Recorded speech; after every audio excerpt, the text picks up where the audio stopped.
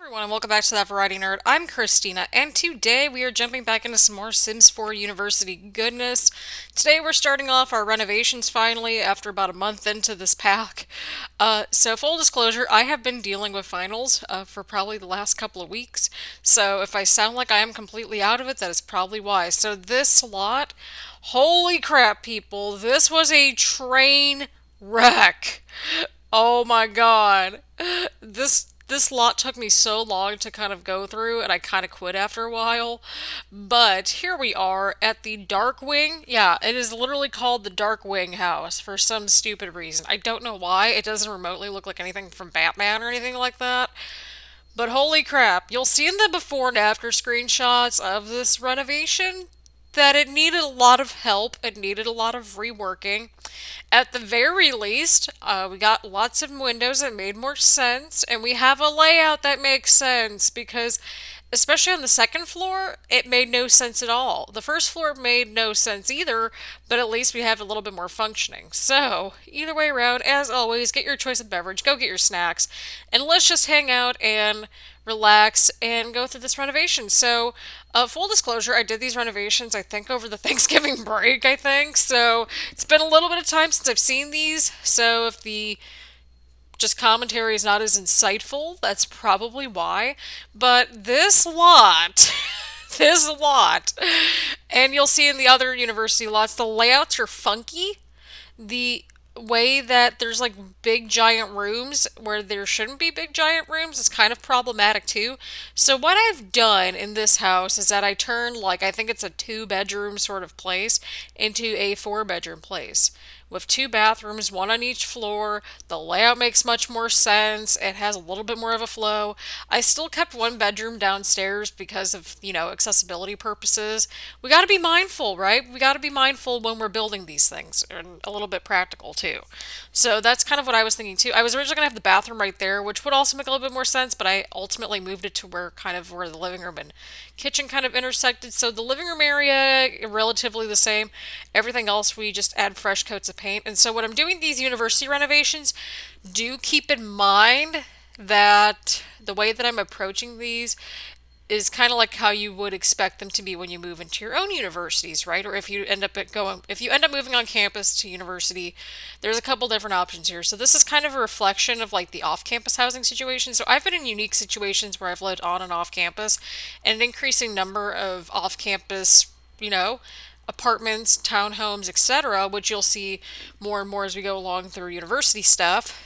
Um, Pretty much a lot of it's kind of a mixture of modern and traditional, but there's an increase in number of off-campus buildings. It's usually the ones that are barely affordable.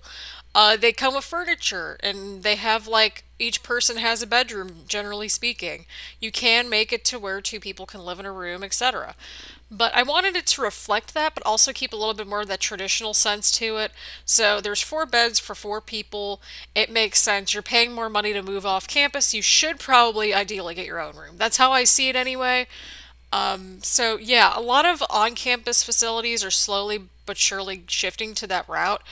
But in a lot of cases, there are still times when you still have to share a room with someone. I've lived in both configurations. I personally need my own room because of the purposes of privacy, and also, like, I don't want to be woken up at like 2 in the morning because of a door slam. That's just not how I roll. I like my sleep. I am thankful to where I have my own place now, which is quite great. And I really like how this renovation turned out. I think I got it to where it at least makes a little bit of sense. There's still some feature windows, obviously. I didn't really change the exterior super duper much. I was more concerned about reworking this interior because it made no sense to me. Why do you have a big bedroom upstairs? I know it's supposed to reflect the master bedroom where you can split it between two people, but if you're moving off campus, like, the goal should be to, like, have your own room, or at least that would be my goal personally. But I have three bedrooms upstairs. I have one downstairs, again, accessibility purposes. That makes a little bit of sense to me. The bedrooms are a little bit on the smaller side, but I think they make sense. So again, you get the bare basics when you move into these houses, and just apartments in general. Even if you move into certain locations off campus, they usually come like you can have them like furnished, where you get like a bed, a desk, a dresser, closet, like that sort of thing. So that's realistically a thing, and a lot of college campuses are trying to like, and a lot of like real estate development are kind of going in that direction where it's like you get the furniture so you can just bring your own bedding. That was my situation when I moved into my current apartment. The furniture was there. I just needed to bring like pots and pans, like more of the stuff that's like basically like I think the only furniture that I really brought with me was like a television stand and maybe a microwave, and that was about it. But even then, that's not really a piece of furniture, or at least the microwave isn't. But the TV stand was, I think, the only thing that I brought in terms of furniture with me. Maybe a chair, and that was about it. So, also, my apologies if I'm sniffling a little bit. I think I'm coming down with something because I've been doing finals for about 2 weeks now. I still have about another. I have to be. I'm pretty much going until like right up to the holiday, and then I'm sleeping for a week. It's gonna be the goal. I just finished my last paper this semester, literally this morning, like right before I started doing this voiceover part. So hopefully the odds are in my favor. Hopefully the odds are in your favors. If you are in any sort of final exam predicament, end of the semester sort of situation, it is tough. We're gonna get through it. We're gonna be fine. Everything's fine. But yeah, I wanted to have a little bit more of an open concept and also have a little bit of privacy. So for me, when I do renovations, I try to make each room functional. Originally, I was going to have this area, as you can see, is kind of like a dining space, but then I figured let's rework that again and make this more of a downstairs bedroom because that makes sense. Again, purposes of accessibility. And quite frankly, like more and more properties are kind of going to more of the approach where like you're having like an island, like kind of like an island breakfast bar sort of situation where you get bar stools, not like a formal dining room or anything like that. For me, I don't even have a formal dining room. I just have like a table with a couple of chairs like next to like the kitchen that's in the living room. So I swear I need to just do like a very weird video where I just renovate and do my apartment in The Sims. It's kind of hilarious. So it's kind of an open floor plan in the sense like when you first walk in, there's the kitchen, and then once you get past the kitchen, you have the living room area. Now there's a little bit of separation. There's like a built-in bookshelf sort of ordeal. And there's also like some cabinets and like the countertop that would kind of feel like a breakfast bar sort of area. But lots of counter space and stuff like that that faces towards the living room.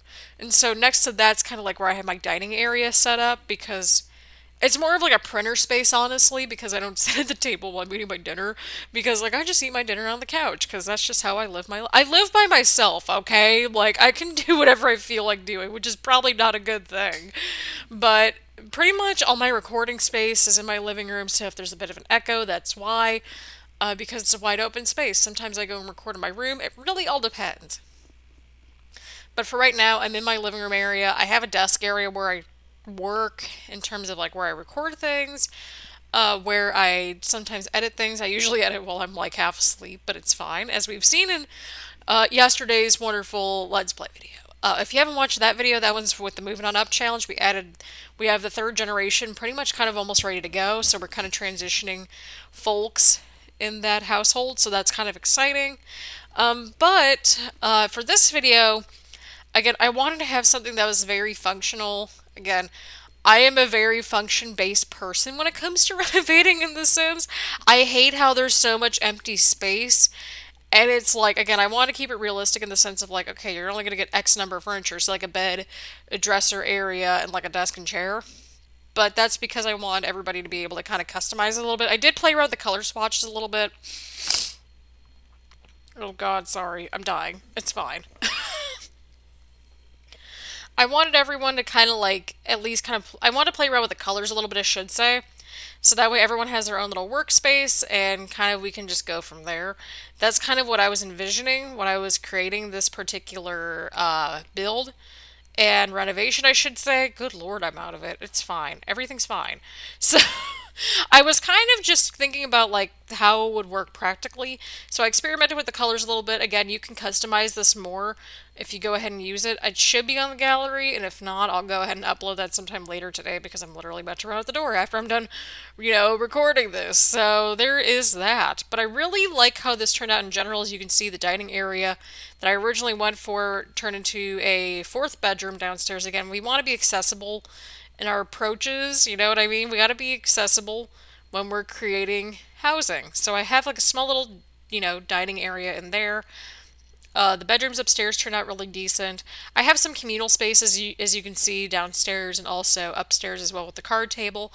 But I wanted to play around with the colors a little bit, different swatches, that sort of thing. So hopefully you all have enjoyed this beautiful renovation despite my just feeling like death sort of approach, essentially. Like, it's been a rough time, people. Final exams are exhausting. I've written like two papers and all that good stuff. So, there you go. So, on that happy note, we are about to dive into the before and after screenshots. So, again, thank you all so much for tuning in. Please leave a like, comment, subscribe, do all the fun stuff over on YouTube, and also go follow me over on Twitch. All my social media is in the description down below, and I will see you all later. Bye, everyone.